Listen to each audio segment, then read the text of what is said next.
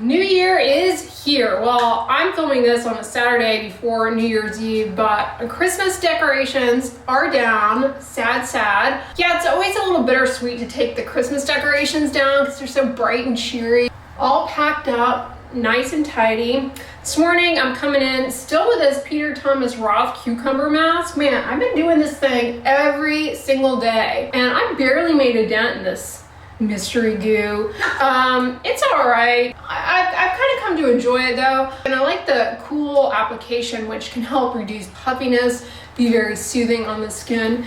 Last night I did my petroleum with the healing ointment. You know, look how far I have made it in this tub. I'm basically, it kind of probably looks like it's still full, but I'm down to the bottom there. Let's just put a little here on my lips, why not? If you have not already started, start today with, at night before you go to bed, when you get out of the shower, just grease your feet up with either Vaseline, Aquaphor, I mean a really thick layer, and cover with socks every night and you're gonna see a difference. I'm gonna put my little wrist guards on so I don't get the drips all over. I just love these little guys, aren't they cute? Little toasts. So I mentioned this in last weekend's vlog, but I've been trying out the Isntree Chestnut AHA 8% clear. It's an alpha hydroxy acid essence, super light in consistency, like very liquid, like it's a liquid. And it can help soften dry, rough skin texture. So I just paint a thin layer on with my finger under my cheeks. My skin's a little bit damp, but it's not like soaking wet. I don't use it around my eyes because that can end up being too dry in there. Do my forehead. Haven't really noticed a huge change with this, but so far, you know, haven't hated it either. Free of fragrance. And it's a little unwieldy to use because it is a liquid, but like I said, I just put it in the palm of my hand and kind of paint it on. Now I'm going to come on over that with my Cetaphil Healthy Renewed Face Serum. I've basically been using this as a morning little lightweight facial moisturizer. Goes on over this well. I mean, that has pretty much completely absorbed in. 3 pumps of the peachy glitter for a little lightweight hydration.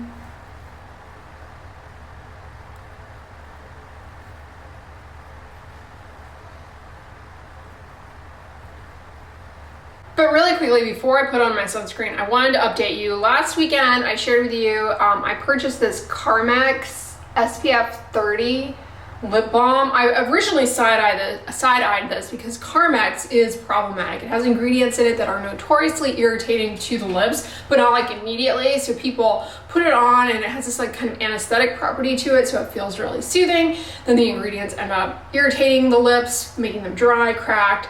Person doesn't realize it's from Carmex. Because the Carmex feels good, they reach for more Carmex and the cycle repeats itself.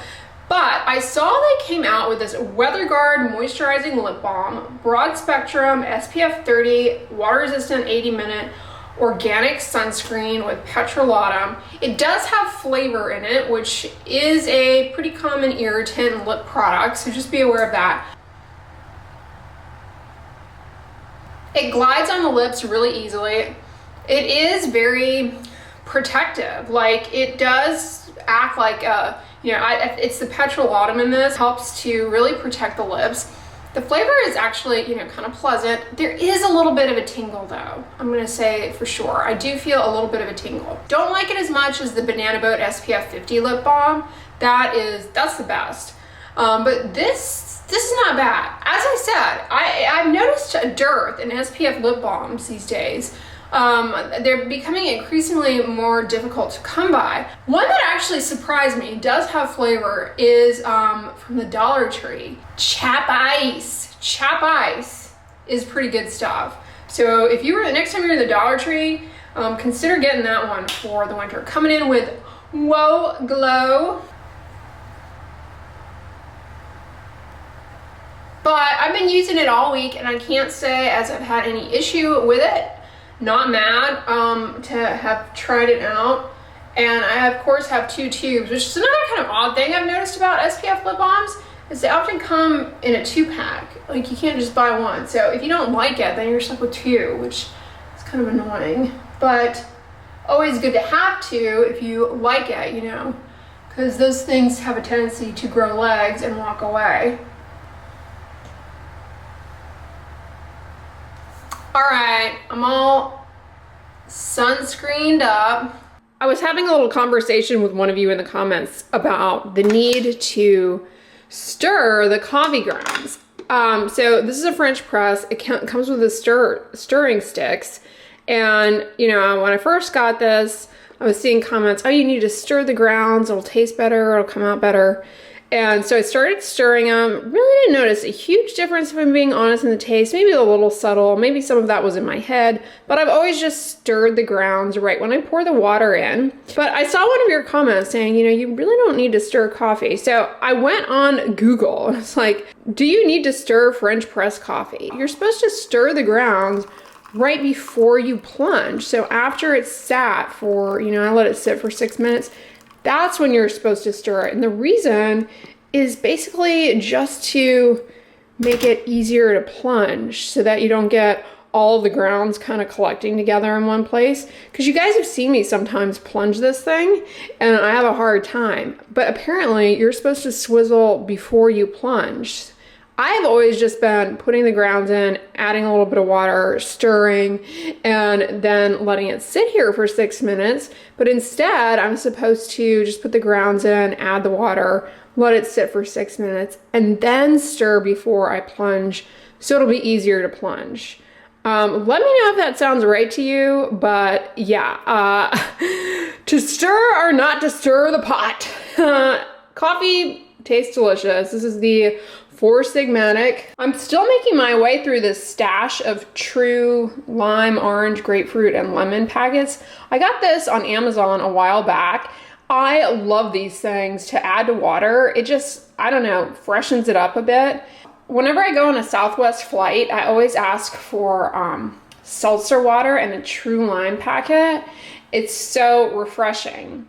They have them on the Southwest flight. That's a little pro tip for me, frequent Southwest flyer.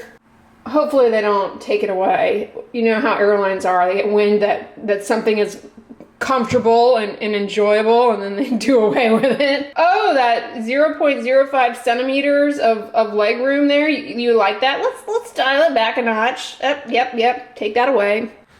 All right, so I've been doing some work on the computer and I'm gonna give myself a little visual break, which I highly suggest doing. It's a hard habit to get into though, honestly, but it's really important to give your eyes a break from the computer screen, because constantly staring at the computer, turns out, is not the best thing for your eyes. Like when all we had was television, and adults used to tell us, don't sit too close to the TV, it'll ruin your eyes.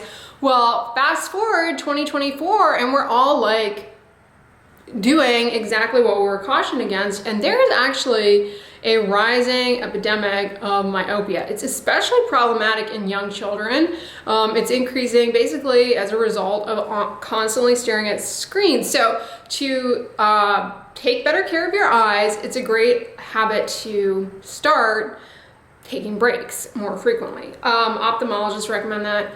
Not only with the eye, like the myopia, but also dry eyes are a really common issue these days. Vision is not something you would want to take for granted. I've got this gadget that I got for Christmas I shared with you all last weekend.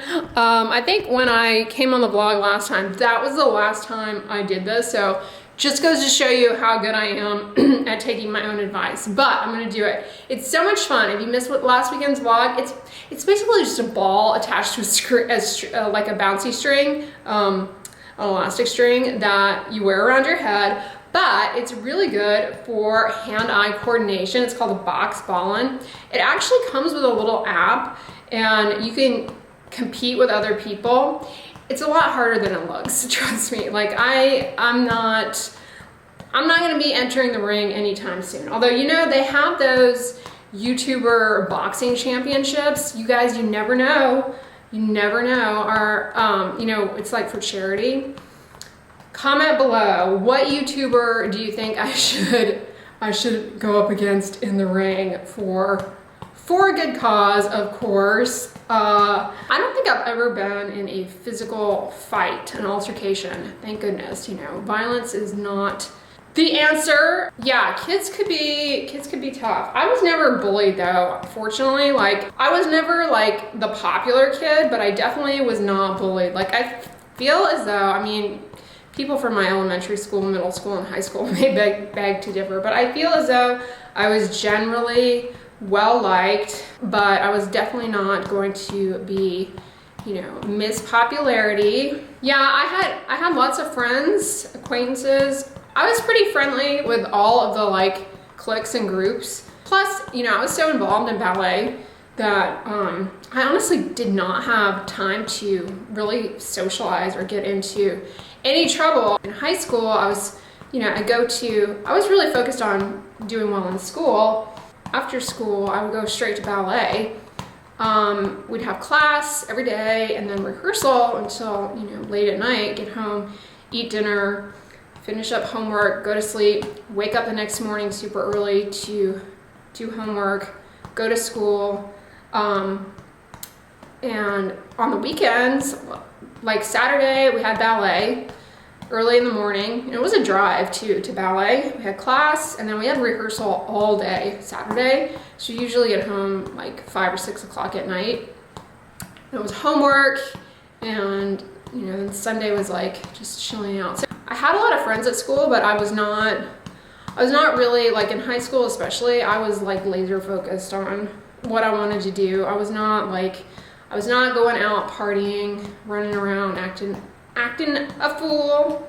But as far as my friend group at ballet, I would say we were mostly just like friendly within the context of ballet, but we didn't really hang out outside of ballet either, because like I said, my ballet studio where I did ballet, it was far away from where I lived and where I went to high school. So like, yeah, I would see my friends at ballet rehearsal. I was friendly with them, but you know, I would leave ballet, go home. It was like way too far for me to socialize with them much outside of ballet. The only time we ever like really socialized was outside of ballet, was basically like cast parties and stuff after performances. And then in the summertime, I always did these like summer intensive programs, and you know, I was always doing ballet. So like I said, that kept me pretty busy. I was always wearing my hair in a bun to get ready to go to ballet. And so I would do this thing where it's kind of like this slick back bun thing.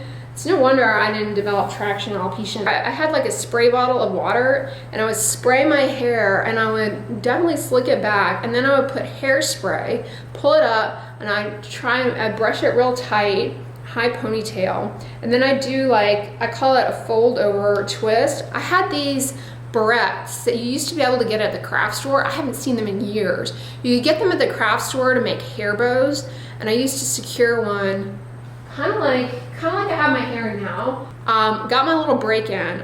Do you guys remember this was a huge like thing to make hair bows?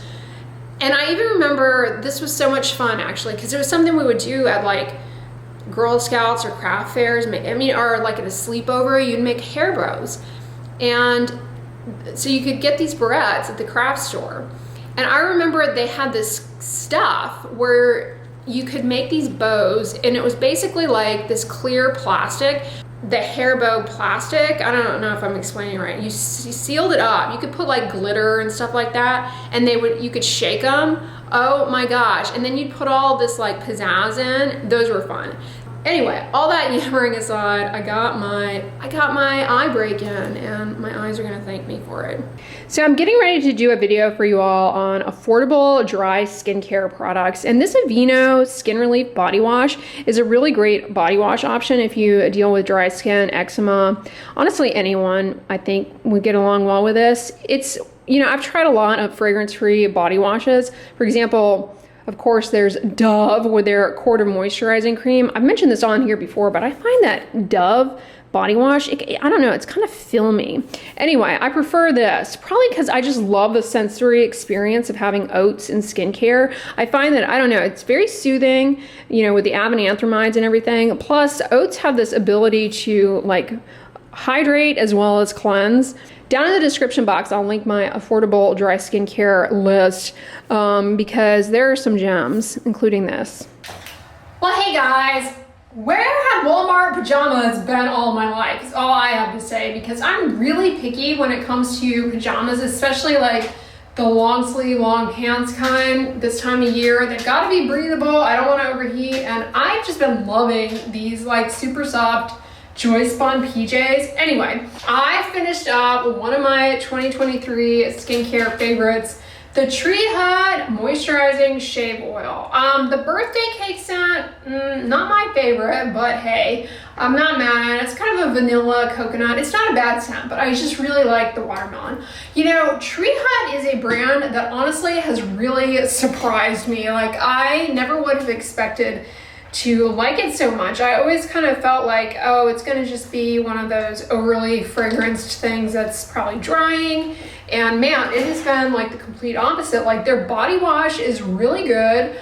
And that product is really good. I even am, you know, tempted now to try one of their moisturizers, although I don't really like to use, you know, but one of their body creams. I don't really like to use scented body moisturizers. But, you know, that being said, everything I've tried from them has been so good. I would love it. I know they won't do this, but I would love it if they came out with a fragrance-free line that was like, you know, I don't know, themed around maybe colloidal oats. I could see them doing that. That way, all the fragrance allergic people could get in on the Tree Hut fun, because I'm telling you, these shave oils are so good. Like, they are amazing. And you don't need very much of the product. Like, if you guys remember, I think I got this bottle back in, was it September? Yeah, I got this bottle in September. So it's lasted me that long. And so you don't need very much, and it's really great for cutting down on shave irritation, nicks, provides a perfect surface for shaving, hydrates up the hair so it's easy to cut. Just, these are great. Don't forget to treat the back of your hands with your retinol or retinoid, because the skin back here could really use that love.